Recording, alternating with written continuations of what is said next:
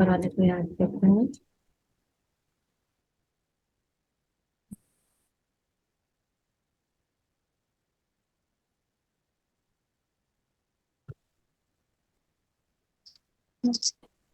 तो टैरो के बारे में अभी तक आपको क्या क्या पता है? मुझे ये पता है कि जैसे हम कोई भी इंसान कोई भी क्वेश्चन करता है तो उसका आंसर हम डेक में उससे कार्ड्स निकलवाते हैं। कई बार एक कार्ड निकलवाते हैं, कई बार दो और कई बार तीन। उसके अंदर उसको कैलकुलेट करते हैं, मतलब उसका क्या आंसर आ रहा है, कितने परसेंट में आ रहा है, यस या नो में आ रहा है। किसी को यस या नो में चाहिए होता है, किसी को बताना होता है कि उसमें क्या आगे उसको चाहिए, मतलब। अभी आपको सिर्फ बेसिक का पता है, ठीक है। हम्म। तो सबसे पहले जो अपनी चीज समझने की होती है कि टैरो एग्जैक्टली है क्या चीज। ठीक है। Tarot is not a prediction वाला टूल एग्जैक्टली। ठीक है। टैरो आपको ये बताता है कि सामने वाले की या आपकी अभी एनर्जी क्या है। ठीक है। आप किस तरीके के कर्म कर रहे हो एंड आपके करंट कर्म आपको आगे क्या रिजल्ट दे सकते हैं। अगर आपको लग रहा है कि आपके कर्म अभी सही नहीं है तो कार्ड्स वो भी बहुत डायरेक्टली उस चीज का आपको इंडिकेशन दे देते हैं। एंड उस तरीके से आपको सजेशंस भी वो देते हैं कि किस तरफ काम करने की जरूरत है। तो उस तरीके से हम इसको एज अ टूल यूज करते हैं, बट प्रिडिक्शन के लिए एग्जैक्टली यूज नहीं होता है। It is just energy. सामने वाला किस एनर्जी में है, किस तरीके की सोच में है, किस तरीके की वाइब्रेशन में है, एंड वो वाइब्रेशन उसको फ्यूचर में या करंटली क्या रिजल्ट दे सकती है, उस चीज के ऊपर हम चेक करते हैं। ठीक है। तो बेसिक तो टैरो का ये चीज हो गई। अब टैरो एग्जैक्टली है होती क्या चीज है। टैरो एक मतलब टैरो कार्ड्स की जब हम बात करते हैं तो ये एक फिक्स्ड पैटर्न से चलती है, जिसके अंदर 22 मेजर अरकाना होते हैं एंड 56 माइनर अरकाना होते हैं। ठीक है। और माइनर अरकाना भी 4 पार्ट्स में डिवाइडेड होती है, wands, swords, cups and pentacles. बाकी अलग अलग डेक्स के अंदर इनके अलग अलग नाम भी दिए गए हैं, बट जो बेसिक सबसे ज्यादा यूज करी जाती है वो राइडर वेट के अंदर यही चार हम बेसिक यूज करते हैं नाम। ठीक है। अब हम टैरो की बात करते हैं तो इसका कहाँ से आया, ये कहाँ से आई, कैसे इस चीज की इनोवेशन हुई, कैसे लोगों ने प्रेडिक्शन स्टार्ट करी। तो ये इटली में 14th टू 15th सेंचुरी के आसपास कह सकते हैं कि ये कार्ड्स हुए। तो बेसिकली पहले चलते थे प्लेइंग कार्ड्स जो अपने नॉर्मल खेलते हैं, राइट। क्लब्स होते हैं, चिड़ी वगैरह जो भी उसके अंदर होता है। तो ये वाली चीजें हम उसके अंदर नॉर्मल कार्ड्स के अंदर देखते हैं। ठीक है। बट वो जो कार्ड्स थे वो रॉयल्टीज बेसिकली यूज करते थे to play and enjoy. But occult में जो लोग थे उन्होंने धीरे धीरे करके उसको प्रिडिक्शंस में भी यूज करना स्टार्ट कर दिया एंड उसके अंदर इमेजेस ड्रॉ करने लग गए। ठीक है। उसके अंदर और उसको डिटेल बनाने लग गए। एंड उसके बाद में जब और उसको एक लेवल देना था तो उन्होंने 22 मेजर आर्काना भी ऐड कर दिए, बिकॉज प्लेइंग कार्ड्स के अंदर बेसिक 56 कार्ड्स ही होते हैं, उससे भी देखा जाए तो 52 ही होते हैं, राइट। तो इटली के अंदर इस चीज की शुरुआत हुई थी। वहां के अकल्ट में जो लोग थे उन्होंने प्लेइंग कार्ड्स को टैरो कार्ड्स को यूज करने के मतलब टैरो कार्ड्स बनाया, लाइक डिविनेटरी आर्ट बनाया, जिससे हम चीजों को प्रेडिक्ट कर सकते हैं, चीजों के बारे में जान सकते हैं। तो इस तरीके से टैरो कार्ड्स एग्जिस्टेंस में आए। ठीक है। अब दो तरीके के कार्ड्स होते हैं जब हम रीडिंग लेते हैं, एक होता है टैरो कार्ड्स और एक होते हैं ओरेकल कार्ड्स। ठीक है। बेसिकली जब हमको पढ़ने की जरूरत होती है तो सिर्फ हमारे लिए tarot cards is more than enough to understand कि क्या एग्जैक्टली वो चीज होती है, राइट। तो टैरो कार्ड का फिक्स्ड पैटर्न होता है। आप कोई भी टैरो डेक उठाओगे उसके अंदर 22 की मेजर 56 माइनर कार्ड ऐसे ही रहता है। बट ओरेकल जहां पे लिखा हुआ आता है, राइट, तो ओरेकल के अंदर क्या होता है, कोई फिक्स्ड पैटर्न नहीं है। किसी डेक के अंदर 49 कार्ड्स होते हैं, किसी के अंदर 48 होते हैं, किसी के अंदर 52 होते हैं। तो वो ऑथर के ऊपर डिसाइडेड रहता है कि वो किस तरीके से उस चीज को यूज कर रहे हैं, राइट। एंड उसके अंदर एक गाइड बुक आती है कि आपको बता सके कि एक एक कार्ड का मतलब क्या है। तो ओरेकल एक फ्रीडम वाली डेक है जिसमें आप कोई भी उस चीज को क्रिएट कर सकते हैं। अलग अलग ऑथर्स के अलग अलग डेक्स हैं, गेटिंग इट। तो ओरेकल का फिक्स पैटर्न नहीं होता है। कार्ड्स काफी सारे हो सकते हैं उसके अंदर। And her card, her deck की थीम अलग होती है, कुछ मून के ऊपर है, कुछ चक्रास के ऊपर है।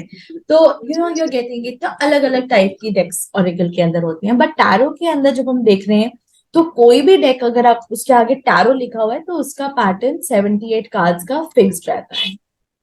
Getting it? अब टैरो रीडिंग के अपने कुछ रूल्स होते हैं जो अपने को फॉलो करने का जरूरत होती है, ठीक है। सबसे पहले जो चीज होती है कि जब हम ट्रैवलिंग कर रहे होते हैं ना, जब हम मूविंग व्हीकल के अंदर होते हैं, तब हम टैरो रीडिंग नहीं लेते हैं, ठीक है। सेकेंड, जब हम अपने पीरियड्स पे होते हैं, अपने साइकिल पे होते हैं, तो आप आराम से उसे यूज कर सकते हो। बट कब कब यूज नहीं करना है? जब आप एग्जॉस्टेड हो, जब आप बीमार हो, जब आप इंटॉक्सिकेटेड हो, यानी कि अगर आपने अल्कोहल वगैरह ले रखा है तो नहीं लेनी होती है आपको, ठीक है। एंड आपको अपने हाथ क्लीन रखने होते हैं जब भी आप अपनी रीडिंग ले रहे होते हो। आपका जो प्लेस होती है टैरो को रखने के लिए, वो बिल्कुल साफ सुथरी होनी चाहिए। जहां पे आप अपनी डेक प्लेस करते हो, वो ड्रॉर या जहां पे भी आप उसे रखते हो, वो एरिया क्लीन होना चाहिए। अगर मानो जैसे कुछ लोग टैरो कार्ड्स क्या बहुत लंबे टाइम तक यूज नहीं करते हैं, तो उसे अनयूज्ड मत छोड़ो। At least give it a shuffle once और ट्वाइस अ मंथ, ताकि उसकी जो एनर्जी है वो स्टेगनेंट, ठीक है। तो उस तरीके से आपको रीडिंग करने से पहले अपनी कार्ड को क्लिंस करने की जरूरत होती है, चार्ज करने की जरूरत होती है। Getting it? तो ये 4-5 चीजें आपको फॉलो करने की जरूरत होती है। सेकेंड, जो सबसे इंपॉर्टेंट चीज है कि अपनी टैरो के साथ में एक फॉर्मल रिलेशनशिप कभी भी फॉर्म मत करना, because it should be like a part of your soul, ठीक है। तो ये मत सोचना कि मेरे को एक ऐसे ही रखना है कि नहीं ये पूजा वाली चीज है, तो it is just a part of your soul जो कि एनर्जी पकड़ता है आप। तो आप उसे जितना फ्रैंक चलोगे, ऐसा नहीं कि आपको उसे रिस्पेक्ट नहीं देनी है, आपको टैरो की रिस्पेक्ट करनी है, बट उसके साथ में फॉर्मेलिटी मेंटेन नहीं करिए, जैसे हम अपनी मदर के साथ में होते हैं, राइट। फॉर्मेलिटी नहीं है बट एक रिस्पेक्ट लेवल है। उस तरीके से अपने को चीजों का ध्यान रखने की जरूरत होती है, ठीक है। सेकेंड, अपनी डेक को आप किसी को भी हाथ नहीं लगाना चाहिए, बिकॉज दैट इज गॉड, ठीक है। एंड जब आप रीडिंग लेने लगते हो किसी की भी, तो एक परसेप्शन बना के कभी भी रीडिंग नहीं देनी होती है किसी की भी। अपना माइंड जब तक ब्लैंक नहीं जाता है, तब तक हम रीडिंग नहीं लेते। आपका माइंड बिल्कुल एम्प्टी होना चाहिए, बिल्कुल ब्लैंक होना चाहिए, ताकि आप कनेक्ट कर सको एग्जैक्टली कि सामने वाला क्या चीज फेस कर रहा है। तो आपका फोकस जो होना चाहिए वो सिर्फ अपनी डेक के ऊपर होना चाहिए। एंड इस महीने के लिए आपके लिए एक छोटी सी एक्सरसाइज ये तरीके की है कि एक तो आपकी जो डेक है वो रात के टाइम पे आपके सराहने के पास होनी चाहिए जब आप सो रहे हो। एंड ट्राई टू इसको अपने साथ में ही रखो जितना ज्यादा पॉसिबल हो। जैसे अगर आप ट्रैवलिंग भी कर रहे हो तो it should be in your bag, ठीक है। तो keep it with you at all times just for a month, ताकि आपकी डेक जो है वो आपसे फेमिलियर हो सके कि हाँ आपकी एनर्जी की है, आप इस तरीके के इंसान हो, तो आपकी डेक आपसे फेमिलियर हो सके। तो उस तरीके से आप अपनी डेक को कनेक्टेड रखो and ask questions, feel free. अगर नहीं भी समझ में आ रहा है तो just ask as much as you can. आप क्वेश्चंस लो, नहीं समझ में आ रहा इंट्यूटिवली लो, जस्ट टेक रीडिंग्स, ओके। अब जो करने की आती है कि अ, ये तो समझ में आया कि आपको कनेक्ट कैसे करना है अपनी डेक के साथ में, ठीक है। अपने साथ में उसको रखो, जितना हो सके उतने साथ रखो उसको।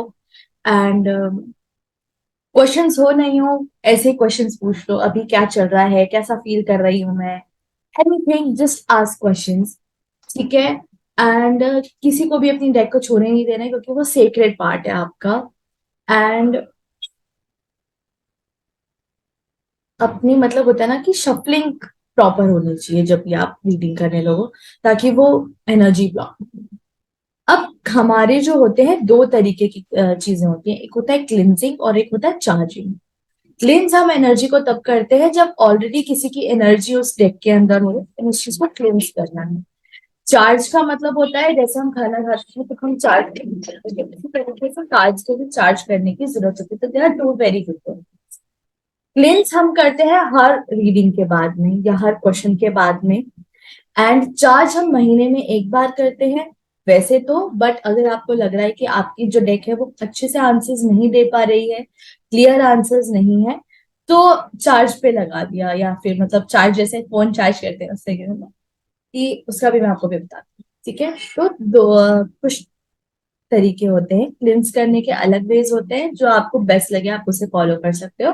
बट चार्जिंग के दो ही तरीके होते हैं बेसिकली, तो तीन ज्यादा से ज्यादा। ये चार्ज करने का तो होता है कि आप अपने डेक को अलाइन करो, जैसे 78 कार्ड्स का अपना टैरो का होता है। तो फूल से लेके किंग ऑफ पेंटिकल्स तक का पूरा आपने कार्ड्स को अलाइन कर लिया। एंड उसके बाद में फुल मून की लाइट में उसको रखना होता है ओवरनाइट। एंड देन मॉर्निंग में वो चार्ज आपको मिल जाती है। कब कब आप चार्ज नहीं कर सकते उसको फुल मून में, जब बादल हो तो वो क्लाउडी आंसर्स देगा अदरवाइज। एंड जब एक्लिप्स हो तब आप चार्ज नहीं करते हो डेक को, ठीक है। सेम विद, अगर आप मानो कि बादल हैं इस तरीके से एक्लिप्स हुआ है, तो कुछ दिनों बाद में आप सनलाइट के अंदर भी उसको चार्ज कर सकते हो, धूप में उसे थोड़ी देर कार्ड्स को आपने रख दिया अलाइन करके।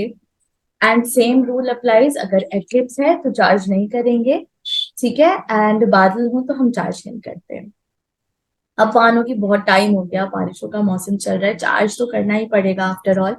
तो किस तरीके से कर सकते हैं कि एटलीस्ट उसको 2-3 दिन अलाइन करके छोड़ दो, ताकि वो एक बार जो एनर्जी उसकी है वो एक बार इवन आउट हो जाए, ठीक है। तो वो एग्जॉस्टेड उतना नहीं करते।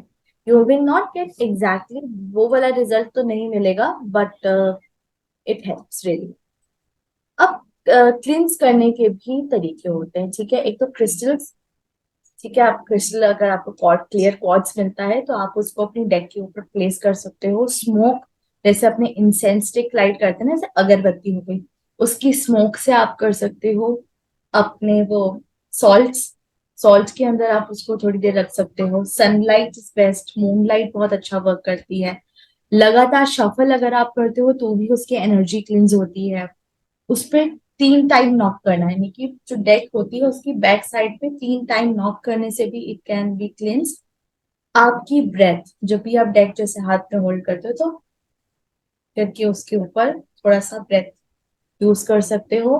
कैंडल लाइट, मैं प्रेफर करती हूँ, तो I prefer candle light, and smoke I prefer candle light भी हम यूज कर सकते हैं। एंड साउंड किसी भी तरीके का, जैसे अपने ओम यूज करते हैं तो अपने थोड़ी देर के लिए ओम की साउंड लगा दी, तो उससे भी आपकी जो डेक है वो क्लिंस हो जाती है, ठीक है। अब अपने को क्लिंस कब कब करने की जरूरत होती है, ठीक है। जब आप फर्स्ट उसको खरीदते हो, ठीक है, जब आपने ऑर्डर करा, जब वो आपके पास में आती है तो आपको तब उसको क्लिंस करने का नीड होता है, बिकॉज कितने सारे हाथ लगे होते हैं उस पे, राइट।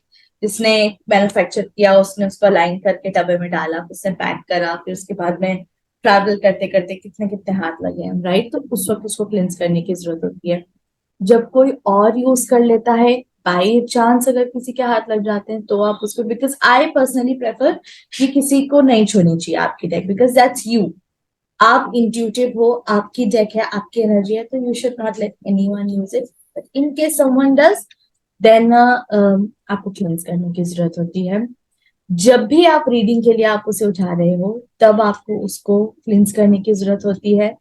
अगर आपने ट्रैवलिंग उसको साथ में करी है, जैसे मानो अभी आप जयपुर में हो, तो अब आपको मानो कहीं दिल्ली जाना है, आप कहीं पे भी जा रहे हो and you are carrying your deck with you, तो while you are travelling you will not use it, but when you reach at the destination, तब आप उसको क्लिंस करोगे रीडिंग के लिए। जब लगे कि कनेक्शन थोड़ा सा ऑफ फील हो रहा है, कि वो आंसर नहीं आ रहा जो आपको लग रहा है आना चाहिए, तो आप उसे क्लिंस कर सकते हो, because that is also required, ठीक है।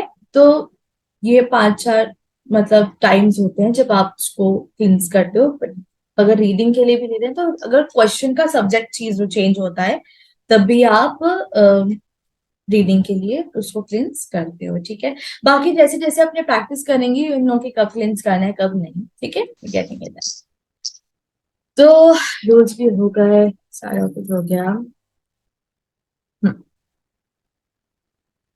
तो ये 4 चीजें तो आपको समझ में आ गई कि टैरो क्या चीज होती है, टैरो ऑरेकल के अंदर फर्क क्या होता है, कनेक्ट कैसे करना है अपनी डेक से, क्लिंस कब करना है, चार्ज कैसे करना है। सारी चीजें चीजें मैंने आपको एक बेसिक तो बता दिया कि टैरो को हम यूटिलाइज या यूज किस तरीके से प्रॉपरली कर सकते हैं, ठीक है। एंड बेसिक जो मैं कहती हूँ, be informed with your deck, सबसे इम्पोर्टेंट जो मुझे लगता है, बिकॉज ज्यादातर जो मैंने टैरो रीडर्स देखते हैं वो स्टार्टिंग में ही करते हैं कि नहीं डेक सेक्रेड होती है, ऐसे कैसे कर सकते हैं, बट नहीं, जितना आप उसके साथ फ्री हो वो उतना ऑनेस्ट आंसर आपको देगी।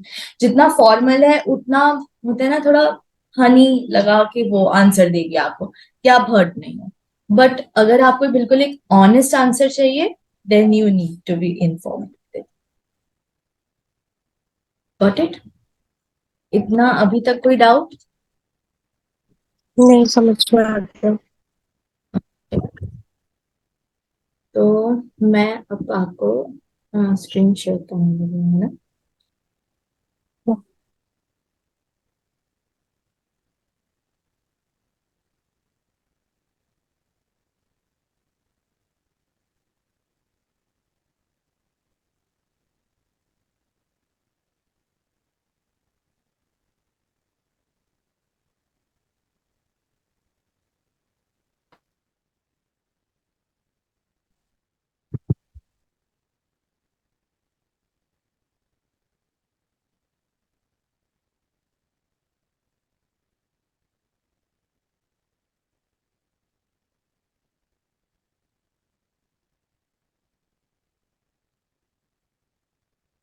दिख रही है स्क्रीन आपको?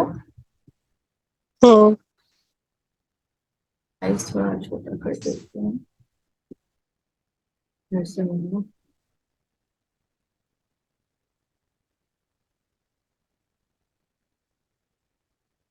दिख तो रहा है ना आपको वैसे क्लियर? हाँ मुझे दिख रहा है, बट कार्ड आधा दिख रहा है हाँ, वो एक्चुअली नीचे। थोड़ा सा मिनिमाइज करने के लिए है।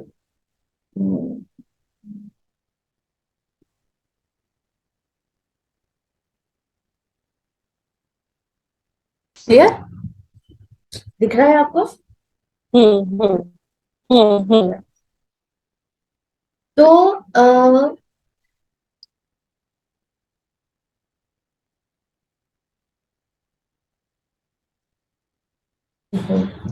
तो अपना जब डेक का देखते हैं तो फर्स्ट कार्ड जो हमारी डेक के अंदर आता है वो मेजर आर्काना से हम स्टार्ट करते हैं, ठीक है, और ये सबसे लंबा टॉपिक है।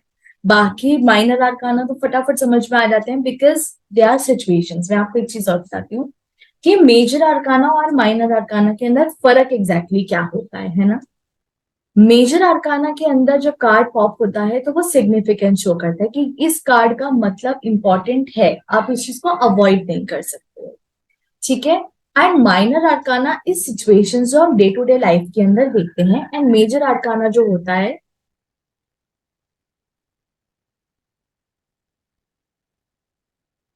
अब तो मेजर आर्काना की जब हम बात करते हैं तो वी नो कि वो सिग्निफिकेंस शो करता है कि यस जो भी ये कार्ड आया है ये इंपॉर्टेंस होल्ड करता है, इसका कुछ मतलब है, ये हमारी पर्सनल ग्रोथ का एक इंडिकेशन होता है। तो major arcana is basically what we hmm. Are, how we live, तो वो मेजर इवेंट्स लाइफ के बहुत डिटेल में डिस्कस करता है, ठीक है। एंड जो माइनर अरकाना होता है वो लाइफ की छोटी मोटी सिचुएशंस होती है जो हम यूजुअली फेस करते रहते हैं अपनी लाइफ के अंदर। Got it? तो जब हम मेजर आर्काना के अंदर फर्स्ट कार्ड आता है हमारा फूल का कार्ड, ठीक है। तो फूल की जब हम देखते हम्म। हैं बात, तो हमारे अगर हम डिस्कस करें तो क्या क्या अपने को चीजें दिखती हैं इस कार्ड के अंदर, राइट। येलो शेड बहुत ज्यादा है, ठीक है। हम्म। एक बच्चा है एक हम्म। तरीके से, के पीछे एक हम देखते हैं कि पोटली टाइप है, एक ट्रैवलिंग बैग है, एंड व्हाइट कलर का रोज है, नीचे डॉग है, पीछे ये पहाड़ आ गए, एंड ये क्लिफ पे खड़ा हुआ, राइट। यहाँ पे छोटा सा ये एरिया जो है वो सन का है। हम्म। तो जब हम इसको थोड़ा सा कलर में सबसे पहले अगर जाएं तो कलर्स इस पे क्या किया है, तो येलो कलर जो होता है ना, ये होता है हमारा ऑप्टिमिज्म, हैप्पीनेस, जितनी भी हमारी लाइफ के अंदर खुशियां होती हैं, वो सारी चीजें, अच्छी अच्छी चीजें, पॉजिटिविटी वाली चीज सब हम येलो कलर से डिनोट करते हैं, ठीक है। जो रेड कलर का फेदर है इसके हेड के ऊपर, वो एंथुजियाज्म शो करता है कि वो कुछ भी अपनी जर्नी स्टार्ट करने के लिए बहुत एक्साइटेड है, ठीक है। व्हाइट कलर का जो रोज है वो शो करता है कि ये इंसान बहुत इनोसेंट है। जो डॉग है वो एक तरीके का स्पिरिट गाइड है जो कि इसे अवेयर कर रहा है कि देखो सामने क्लिफ है, तुम्हारा, तुम ऊपर देख के चल रहे हो, तुम गिर नहीं जाओ, ठीक है। तो इस तरीके से वो उसे बॉन्ड करने की कोशिश कर रहा है, राइट। तो हमें क्या क्या दिख रहा है, और जो यहाँ पे हमारे पहाड़ है वो शो कर रहे हैं कि इंसान की लाइफ में ऑब्स्टिकल्स है, इजी जर्नी नहीं। ये वाला जो कार्ड है, this card is ruled by the planet Uranus. ठीक है, कारण बताती हूँ। जो फूल का कार्ड है, बेसिक अगर हम उसके मतलब की बात करें तो ये न्यू बिगिनिंग्स की बात करें, बिकॉज एक तरीके से ये लाइफ की बिल्कुल शुरुआत है। जैसे बच्चा पैदा होता है, उसको कुछ नहीं आता, ना उसको अपनी आइडेंटिटी ही पता होती कि वो कौन है, आगे लाइफ में कहाँ जाएगा, क्या होगा क्या नहीं होगा। तो सारा कुछ बिल्कुल एक अनअवेयर, इनोसेंट एंड मतलब चीजों को ट्राई करने के लिए एक्साइटेड, बिकॉज जो बच्चे की एक एक्साइटमेंट होती है चीजों को अंडरस्टैंड करने के लिए, वो होती है ना कि हाँ हम करेंगे, कुछ मजा आएगा। तो कुछ भी जब हम नया सीख रहे होते हैं तो हम फूल के लेवल के होते हैं, जिसको अभी कुछ भी नहीं आता है। ठीक है। तो fool is the first journey in a man's life. जब वो पैदा होता है, नई नई चीजें एक्सप्लोर करना चाहता है, तो वो फूल की तरह चीजों को देख रहा होता है। जैसे अभी आप भी टैरो सीख रहे हो, तो आपको टैरो का एबीसी भी नहीं पता है, राइट। लेकिन you are excited to learn कि ये क्या चीज है, कैसी जर्नी होगी, पता नहीं कि कहाँ जाएंगे, कहाँ पे एंड अप हो सकते हैं, but still we are excited to start it now. तो वो वाली चीज है। एंड सिंस ये होता है ना कि ये जो बच्चा है, इसकी अभी आइडेंटिटी नहीं पता है कि वो मेल और फीमेल है, बिकॉज हम इसके चेहरे को देख के नहीं बता सकते हैं कि कौन से जेंडर से बिलोंग करते हैं। यानी कि अभी जो इसकी पर्सनैलिटी है वो कंप्लीटली डेवलप नहीं हुई है। Getting it. एंड ये एक रिस्क टेकिंग बिहेवियर भी कहीं ना कहीं शो करता है, बिकॉज इसका चेहरा ऊपर है एंड ये चल सीधे रहा है, एंड यहाँ पे कुछ भी नहीं है, यहाँ पे जमीन खत्म हो रही है, तो ये गिर भी सकता है। तो ये कुछ भी स्टेप लेने के लिए अपनी लाइफ के अंदर रहती है।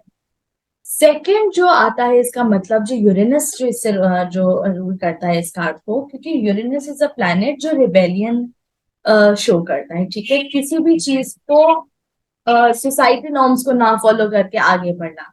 तो फूल ने भी कहीं ना कहीं डिसाइड करा कि मेरे को एक जर्नी पे जाना है, मेरा मन है मैं ये चीज करूं, तो let's just go for it kind of attitude. तो उसने ये चीज यहाँ पे करी कि सोचा नहीं कि किधर जाना है, प्लान कुछ नहीं था, जो उसके पास में छोटे मोटे रिसोर्सेस थे, बिकॉज जो छोटी सी पोटली है वो रिप्रेजेंट करती है कि उसके पास में रिसोर्सेस ज्यादा नहीं है। ठीक है। तो ये जितना भी इसके पास में छोटे मोटे रिसोर्सेस है, इसका मन था कि वो आगे ट्रैवल करे, उसका आगे एक्सप्लोर करने की इच्छा थी, तो वो आगे ट्रैवलिंग करने के लिए अपना निकल गया। ठीक है, ये वाला कार्ड रिबेलियन का भी है, रिस्क टेकिंग का भी है, ट्रैवलिंग का भी है, कुछ नई शुरुआत का है। एंड एक ये भी वार्निंग कहीं ना कहीं मिलती है कि आप आगे गिर नहीं जाओ, तो संभलने की भी यहाँ जरूरत पड़ जाती है। ठीक है। अगर हम इसको फाइनेंसिस के रूप में देखते हैं या करियर के रूप में कार्ड को देखते हैं, राइट, तो इस कार्ड को हम ऐसे भी बोल सकते हैं कि इस इंसान के पास में ज्यादा रिसोर्सेज नहीं है, बिकॉज इसकी पोटली बहुत छोटी है, पैसे बहुत कम है, बट स्टिल इसका जो एक गो फॉर इट एटीट्यूड है ना, कि हम करेंगे, एंथुसियास्टिक है, ये करने के बहुत मन है इसका, तो ये अपनी लाइफ के अंदर सक्सेस कहीं ना कहीं पा लेगा, इसको वो काम करने दो। रिलेशनशिप अगर हम उसको देखते हैं तो हम ये कह सकते हैं कि एक नया रिलेशनशिप की शुरुआत है, एक दूसरे को जानते नहीं है बट स्टिल एक्साइटेड एक दूसरे के बारे में जानने के लिए। Getting it clear? सॉरी। हम्म। इसमें अभी तक कुछ कुछ आज नेटवर्क डाउट? का इश्यू आ रहा है। हाँ नहीं, थोड़ा मेरे को सा। समझ आ गया। ठीक है। ठीक है। तो फूल का अगर हम हम्म। बेसिक मतलब देखें, it's new beginnings, but resources बहुत कम है, and it's like a blank paper. ठीक है। आप सीखने जाते हैं तो हमें नहीं पता होता हम क्या सीखेंगे, जो सिखाएगा हम वही लिखते हैं। तो ये उस तरीके की भी चीज कहीं ना कहीं रिप्रेजेंट करता है, but overall it's a good card, it's a yes card. ठीक है। नेक्स्ट अपना आता है मजिशियन का कार्ड। एक चीज का ना जब आप रीडिंग करो ना, तो एक चीज का ध्यान जरूर रखना कि जो आपके अंदर से उस कार्ड को देख के आवाज आती है ना, उस चीज को इग्नोर कभी मत करना। तो हो सके तो एक जर्नल रखना, मतलब एक डायरी टाइप ऑफ रखना, एंड जब भी आप किसी की रीडिंग लो, उसका क्वेश्चन ऊपर लिखना, जो जो कार्ड उसमें आए लिखना, एंड जो आपने प्रिडिक्शन दी उसको लिखना। एंड आपको क्या लगता है कि आपकी इंट्यूशन क्या बोल रही है, बिकॉज इंट्यूशन क्या करती है, वो आंसर्स आपको विस्पर में देती है। एंड एक दो तरीके की चीज होती है, एक होता है कि क्लियर आंसर आया और एक डाउट रहता है। तो जो डाउट है that is simply your fear, your doubt, that is not your intuition. लेकिन जो आंसर आपको क्लैरिटी देता है, that is your intuition. Clear? जो आपको बोलते हैं ना गट फीलिंग है, तो it comes from your stomach, it comes from your gut. तो जो भी आपको फीलिंग आपके गट से आ रही है ना, ट्रस्ट दैट। कभी कभी ऐसा होता है कि कार्ड कुछ और निकलता है एंड आपकी इंट्यूशन कुछ और बोल रही होती है, बट आप अगर आप उस चीज पे गौर से नोटिस करोगे ना कहीं उस कार्ड के अंदर भी आपकी इंट्यूशन वाला ही मतलब कहीं ना कहीं छुपा हुआ होता है। तो अपनी इंट्यूशन को इस काम के अंदर बिल्कुल भी इग्नोर नहीं करना होता अपने को। ठीक है? Always trust it. जो भी आपको छोटी मोटी भी चीजें, जैसे हमने इस कार्ड के अंदर बेसिकली क्या रीड करा कि इसके अंदर छोटी मोटी क्या क्या चीजें हैं, हम क्या क्या इस चीज के अंदर छोटी छोटी डिटेल्स पकड़ सकते हैं। Getting my point? तो इस तरीके से आपको हम्म। गौर करना होता है कि क्या चीज कार्ड बोल रहा है। जैसे मेरे पास में तो बहुत सारी अलग अलग डेक्स हैं, तो हर टैरो के अंदर फूल का जो इमेज है वो अलग होता है। तो I predict according to the image. Basic मतलब फूल का यही रहेगा, न्यू बिगिनिंग्स, इनोसेंस, ट्रैवलिंग, कुछ risk taking behaviour type of, तो ये चीजें ऑल बेसिक। बट जब हम दूसरी टेक्स्ट पे भी जाते हैं तो उसके अंदर इमेज चेंज हो जाती है। Getting my point? तो you have to look out for the images meaning as well, कि वो इमेज क्या कहना चाहता है। ठीक है? तो डिटेल्स पे जरूर से जाने की जरूरत है। ठीक है? नेक्स्ट जो हमारा कार्ड आता है that is the magician card. ठीक है? मैजिशियन की जब हम बात करते हैं तो अपने आप में it's a very good card, it is ruled by mercury. And इसका जो बैकग्राउंड है देख रहे हो, it is also yellow. Yellow का जैसे मैंने मतलब आपको बताया, इट इज मतलब एक होता है ना ऑप्टिमिज्म, अच्छा, पॉजिटिव, हैप्पीनेस। तो वो सारी चीजें हमें इसके अंदर देखने को मिलती हैं। इसने रेड कलर का रोब पहन रखा है एंड वाइट कलर का अंदर कुछ ऐसे कुर्ता टाइप कह सकते हैं, या कुछ ऐसे अंदर पहन रखा है अपना कपड़ा। रेड कलर का मतलब एंथुजियाज्म है, एनर्जी है, कुछ करने का एक बहुत जुनून है। White colour is innocence. ठीक है? अब हम इस कार्ड को जब हम देखते हैं तो इसके अंदर क्या क्या चीजें दिख रही है अपने को? फ्लावर्स दिख रहे हैं, इन्फिनिटी का सिंबल दिख रहा है, एक वॉन्ड दिख रही है, एंड यहाँ पे भी फ्लावर्स हैं। एंड इसने जो फिंगर यहाँ पे जो आप देख रहे हो, इसने फिंगर जो है वो डाउनवर्ड्स पॉइंट कर रखी है, राइट? एंड जो टेबल के ऊपर सामान रखा हुआ है वो भी देख रहे हो, कुछ चारों हमारे वो है, उसे क्या बोलते हैं अपने elements, pentacles, hmm. Cups, swords and wands, जो जो हमारे माइनर आर्काना के अंदर एलिमेंट्स यूज होते हैं, वो मजिशियन की टेबल पे हम्म। रखे हुए हैं, राइट? तो जब हम हम्म। सबसे पहले देखें तो इन्फिनिटी का मतलब क्या है? इन्फिनिटी का मतलब है इन्फिनिट पोटेंशियल। ठीक है? हमारा क्योंकि सिर के जस्ट ऊपर है, हेड के जस्ट ऊपर है, तो हमारे दिमाग के ऊपर इतना ज्यादा हमारा इतना पोटेंशियल है कि हम कुछ भी सोचें वो चीज सच हो सकती है। एंड इसने जो बॉन्ड यूज कर रखी है, इसने एक तरीके से अपने थॉट्स को एक तरीके से चैनल किया, इसने अपने थॉट्स को एक हायर सोर्स से कनेक्ट करा। एंड इसने बिलीव करा कि जो मैं सोचूंगा वो मैं अर्थ पे, यानी हमारी धरती पे, मैं उसे क्रिएट कर सकता हूँ। आइडियाज क्या चीज होते हैं, प्लान्स क्या चीज होते हैं, जो भी हमारे हेड के अंदर है हम उसे धरती पे क्रिएट करते हैं, राइट? तो magician is the same. Magician की जब हम देखते हैं तो इसके पास में रिसोर्सेस सारे हैं। जैसे फूल के अंदर एक ही पोटली थी, छोटी सी थी, लेकिन मजिशियन के पास में सारे रिसोर्सेस अवेलेबल है। ठीक है? तो इस इंसान के पास में रिसोर्सेस हमेशा वो काम करने के लिए रहेंगे। जो फ्लावर्स आसपास अपने को दिख रहे हैं, दे शो अबंडेंस, कि वो कितना अबंडेंट है, कितना कर सकता है, पा सकता है।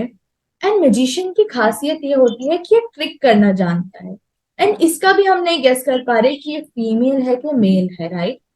तो this magician can change according to the situation.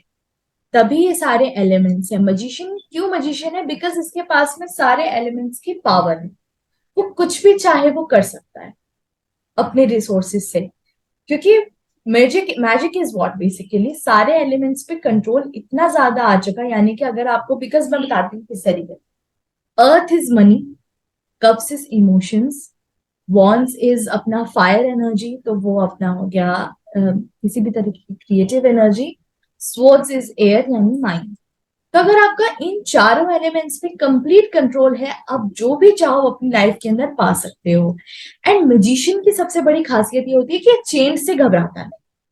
Usually लोग लाइफ में सक्सेस इसलिए नहीं पा पाते बिकॉज वो चेंज से डरते हैं। उनको लगता है कि चेंज करने से चीजें और बिगड़ तो नहीं जाएंगी, बट इतना अगर अपने स्पिरिचुअल फील्ड के अंदर है तो we should know that change कभी भी बुरा नहीं। वो कुछ ना कुछ आपको देगा, कुछ ना कुछ आपको सिखाएगा। एंड अगर किसी ने चेंज करना अपनी लाइफ के अंदर सीखा ना, तो वो डेफिनेटली जीरो से बहुत हाइट्स पे बहुत आराम से पहुंच सकता है। तो मैजिशियन की खासियत यह है कि वो चेंजेस अपनी लाइफ के अंदर एक्सेप्ट करता है, खुशी से एक्सेप्ट करता है।